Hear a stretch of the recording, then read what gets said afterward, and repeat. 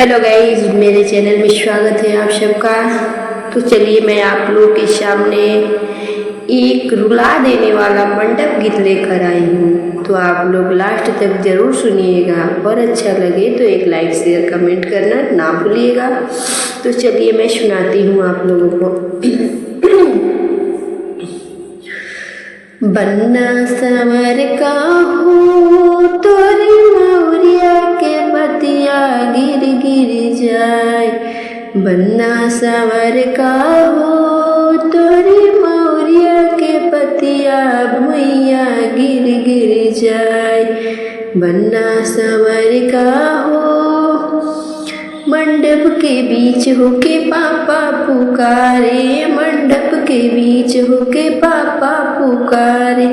बेटी दुलरवी हो तोहरे करनवा अखिया भर भर जाए। बेटी दुलरवी हो तोहरे करनवा अखिया भर भर जाए। बन्ना संवर का हो तोरी गिर गिर जाए। मंडप के बीच होके बेटी पुकारे। मंडप के बीच होके बेटी पुकारे। पापा निरमहिया हो तोहरे नगरिया सपना होई होई जाए। पापा निरमोहिया हो तोहरे नगरिया सपना होई होई जाए। बन्ना संवर का रे तोरे मौरिया भुइया गिर गिर जाए। मंडप के बीच होके चाचा पुकारे। मंडप के बीच होके चाचा पुकारे।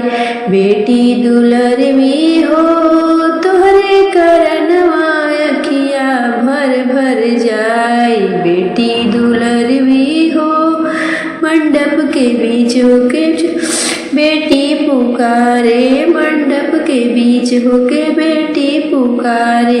चाचा निरमोहिया हो तोरे नगरिया सपना होई होई जाए। चाचा निरमोहिया हो तोरे नगरिया सपना होई होई जाए। मंडप के बीच होके भैया पुकारे। मंडप के बीच होके भैया पुकारे। बहिनी दुलरवी हो तोहरे करनवा अखिया भर भर जाए। बहिनी दुलरवी हो तोहरे करनवा अखिया भर भर जाए। बन्ना संवर का रे तोरे मौरिया भुइया गिर गिर जाए। मंडप के बीच होके बहना पुकारे। मंडप के बीच होके बहना पुकारे। भैया निरमोहिया हो तोहरे नगरिया सपना होई होई जाए।